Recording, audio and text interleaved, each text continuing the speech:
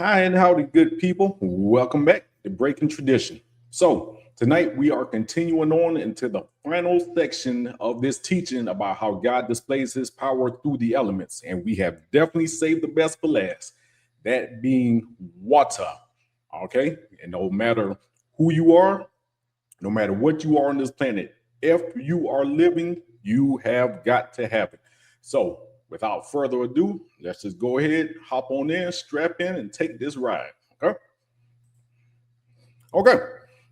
So, we will be starting at the beginning of it all. Genesis chapter 1, verses 1 and 2. Grab some water here right quick.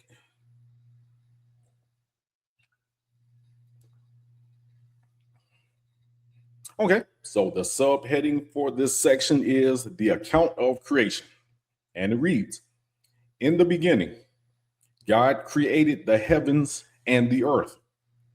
The earth was formless and empty, and darkness covered the deep waters. And the Spirit of God was hovering over the surface of the waters. So, right from the beginning, and we're not going to spend too much time on this because I actually covered these exact same verses in another part of this teaching, but we see that out of the four elements, that being fire, that being earth, that being wind, and then water, that water is the very first one of these elements that is mentioned. Makes sense because in the book of John, it says, in the beginning was the Word, and the Word was with God, and the Word is God. There was nothing made that was not made by them. Well, Jesus, as we're going to see later on in this teaching, refers to himself as being the living water. Okay? And we see that the Holy Ghost, God's Spirit right here, was hovering over the surface of the water. Now, it doesn't tell us why the Holy Ghost or the Holy Spirit was hovering over these waters.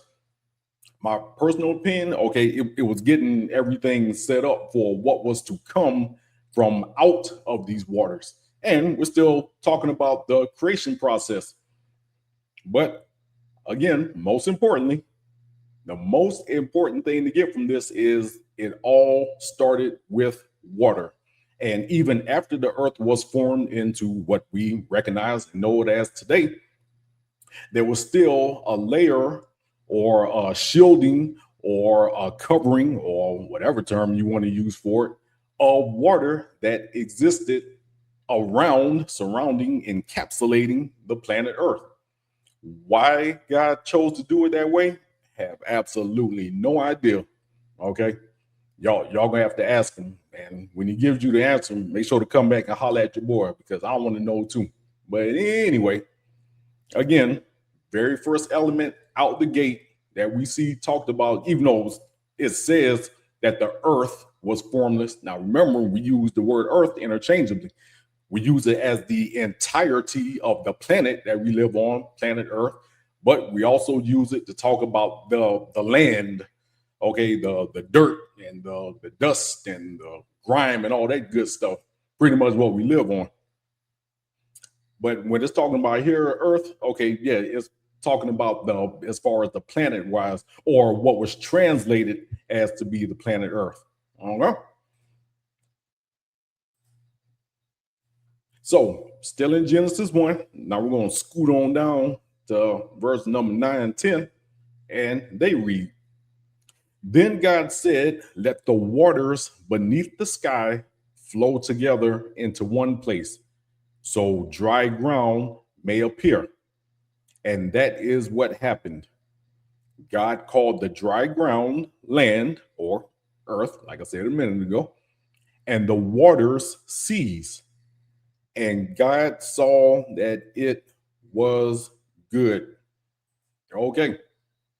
So in Genesis, we also have a gathering of water that takes place above us. That is what God called the sky. And remember, I said that's why the sky on a clear, normal day has that light bluish coloration.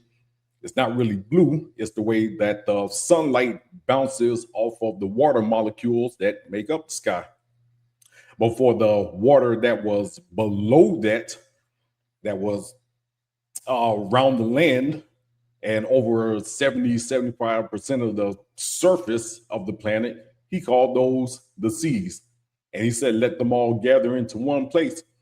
So remember, y'all, even though the oceans have different names, Pacific, Atlantic, Indian, da da da da da, when you look at a globe, or for those of y'all who are globe trotters and like traveling, and you can attest to, every ocean on this planet is indeed connected to one another. There is no separation point for any of them. So it actually makes perfect sense of why he says let them flow together into one place. Let them gather together into one place. So we know that the land wasn't here first. It was the waters, and he brought the land up out from the waters. Now, I know there's people out there who don't believe any of this, okay? And they believe that we evolved from out of the water, even though a couple of verses from here, well, for those of us who do believe, we know that's not true. Say God formed us from the dust of the ground. But it's still interesting, very, very interesting when you stop to think, okay, why? If most of the surface of the earth is indeed covered by the oceans, then why weren't we made to be seafaring or aquatic beings? Okay, again, that's another one of them questions is going to have to be asked to God, because it's never laid out or explained why. So it's just one of those things right now. Look, we just have to take it is what it is. Okay, he did not want us in the oceans. He wanted us on the land, which is why he formed and made our bodies, put our spirits into those bodies to where they exist and dwell on the land. I mean, yeah, you got people who go out to the oceans, okay, but that's usually, if they're living out there, they're living on some sort of vessel. All right, there ain't nobody who can just live and exist in the oceans all day, every day, 365, because our bodies weren't made for that. Okay. So this, again, where we see the first appearance of what we know as the land that we live on. All right. So now we're still in the book of Genesis, but we're going to chapter 7 and looking at verses 11 and 12. Very familiar passage, even for those who aren't believers. Because most people, I shouldn't say most people, a lot of people in one way or another have heard about the account of Noah and his ark. Okay, but it reads, when Noah was 600 years old, on the 17th day of the second month, all the underground waters erupted from the earth, and the rain fell in mighty torrents from the sky. The rain continued to fall for 40 days and 40 nights. Okay. Now, for somebody like me who isn't crazy about being around and definitely not in large bodies of water, this account would have totally freaked me out. I mean, just freaked me out completely. It definitely freaked out the people who didn't know about this or who didn't believe in Noah's account, for the very simple reason it had never rained up until this point. And the reason why the people were able to survive, and the animals and the plant life, is because back in Genesis 1, it talks about and describes how God calls water to come from out of the ground to water the plant life. And also, just like for those of us who lived in the country, you have underground wells. Just like it's talking about here, how the water erupted from the earth. Yeah, it was coming from the trapped waters that were below the ground. Now, the other thing that was freaky about this is the fact that, like I said, it had never rained before, which actually gives some credence to why a lot of people, when Noah was explaining to them, because I'm sure there were people who had questions to him. It doesn't say that he even lived seaside or oceanside. Like, okay, bro, why are you building a giant boat like this far into land? And his response was, well, because God told me to, because he's going to cause the earth to flood. And so I'm building this for me, my family, and for a number of animals to save. Yeah, can you imagine the looks and the conversations that Noah had when he was describing this to people? They were like a flood. What is that? Because it had never happened before. So of course, I'm sure they were laughing at him, picking at him, tripping. Like, okay, in your 600-year-old mind, yeah, bro, we think you probably done went, you done went over the bins, so to speak. You done lost it. The elevator ain't reaching the penthouse no more. Because what the heck is this stuff you even talking about? What is rain? What is a flood? Well, as we see, starting with verse number 12 and going on, oh, they found out real quick what it was. So can you imagine this event that not only had you never seen or witnessed before, but it's going on roughly a month, close to a month and a half, all day and all night. You got that layer of water that surrounded the outside of the earth finally breaking up and coming down. That's what's causing these torrents of rain that's talking about. But then on top of that, you have water coming up from the earth itself. So when you take the shell layer of water coming down from the sky, you got water coming up from the ground, and then you add that to all the oceans and the seas that were already existed on the land. Yeah, you can see and imagine how this flooding happened.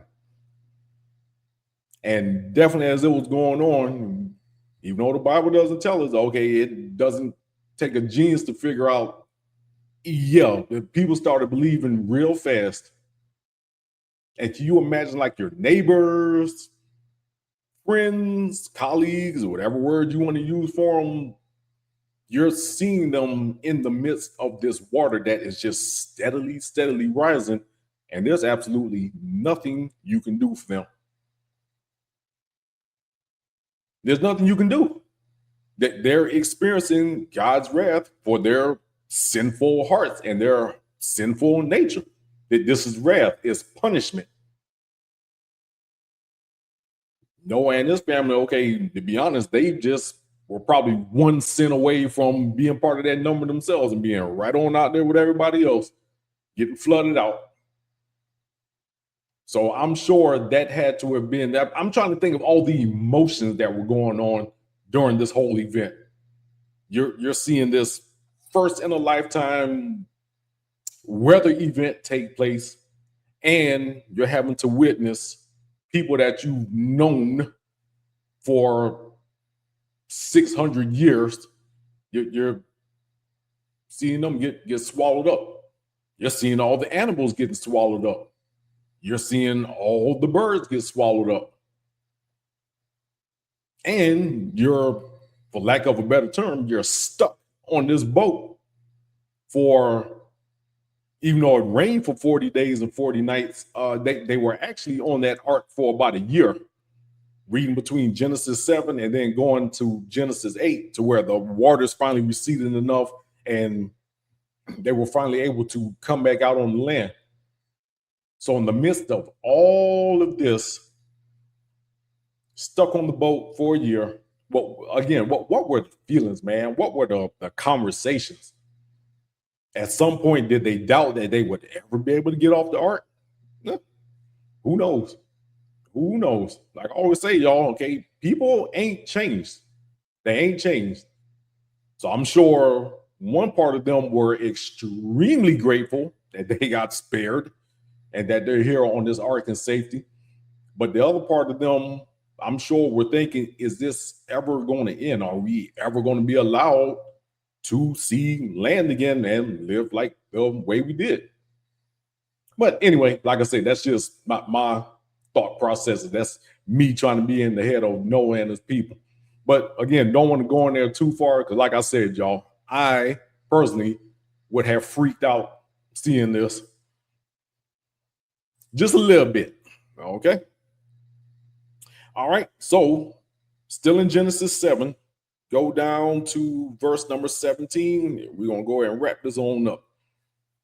Okay. And it reads, for 40 days, the flood waters grew deeper, covering the ground and lifting the boat high above the earth. As the waters rose higher and higher above the ground, the boat floated safely on the surface. Finally, the water covered even the highest mountains on the earth, rising more than 22 feet above the highest peaks. All the living things on earth died: birds, domestic animals, wild animals, small animals that scurry along the ground, and all the people. Everything that breathed and lived on dry land died. Wow. Wow, wow, wow, wow. So again, imagine you're within eyesight of these mountains. And as this event is going on, you're slowly but surely seeing this boat that you're on rising up the length of those mountains until the point they get completely covered in water. Wow. Wow, wow, wow. Yeah, y'all. I'm sure there was definitely some feelings on that arc between Noah and his people, because that is amazing. Everything that breathed and lived on dry land died. So, is it that we can look at this as a metaphor? We live and breathe on dry land in these bodies that we're in, but at the same point, we also need water. We got to have it. It sustains us. Cannot live more than a few days without it. But we don't need that much water because, like I already established, our bodies, humans, weren't made to dwell in water. We're made to dwell on dry land. And thankfully, Noah was an intelligent man, first of all, for even heeding God's warning about this, but for building that ark to the exact specifications that God told him to build it to, and using the exact materials and supplies that God told him to. Because not only would it have had to sustain being able to be in water, but to be in water for an extended period of time.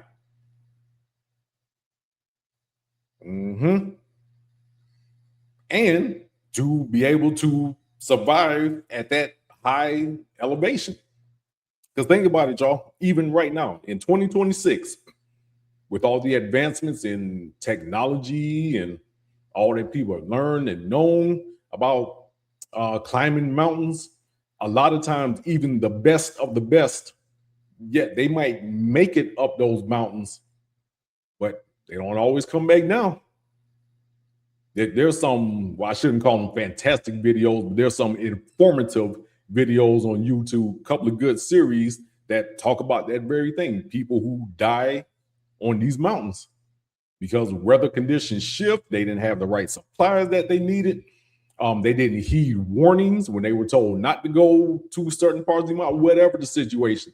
But the point is, yeah, even with all these thousands of years of advancement, there's still people who can't survive on these mountains. But you have an account here to where the water raised way above even those levels, and they were sustained. Nothing but the power of God. Nothing but. And like I said, they were out there for roughly a year in those waters with just nothing but water and more water and more water. Like I said, everybody you've known, other relatives, they died. Your home, it's completely gone. Neighbors, they're all gone. But they survived. And that's just how we need God and Jesus these days. Or I should say Yahweh and Yahshua these days. Trying to get more in the habit of using their original names. So yeah, y'all, that's it. God's power and his wrath through the element of water.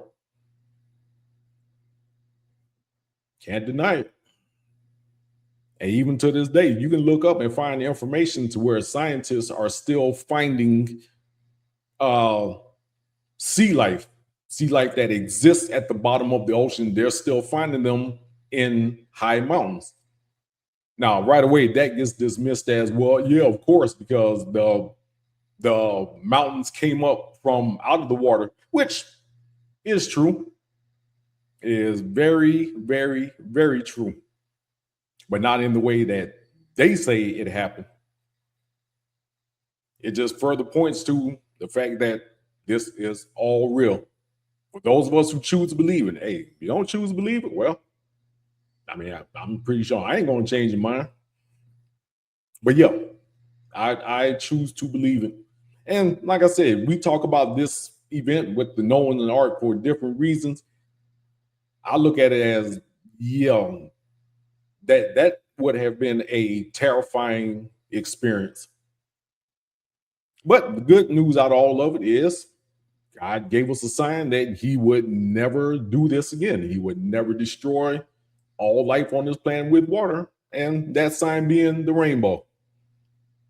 His promise, his covenant to us, I'm never going to do that again. Nah, he ain't never said he wasn't going to never take people up out of here again. He just said he wasn't going to do it by flooding it completely out with water like that. So, all right, let's not rest on our laurels, so to speak. We still got to be on our P's and Q's. Or in other words, we want to have the favor with Yahweh that Noah had, being in his good graces. And we don't want to be like those people who weren't in the good graces and, you know, it ended up drowning. Do not want to do that.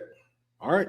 All right. So, again, that's all we got for this week. If you all would help a brother out and do all that good YouTube and Rumble stuff, like the video, subscribe or follow the channel if you haven't already done it. Drop a comment. Let me know what you think about this situation. Do you think it all happened? Do you think it's all a lie?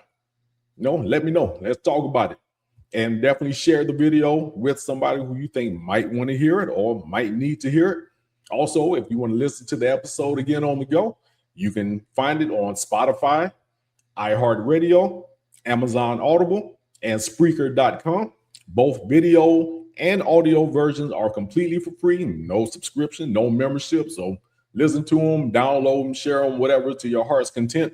And the links to the audio version will be in the description of the videos. So like I said, check them out.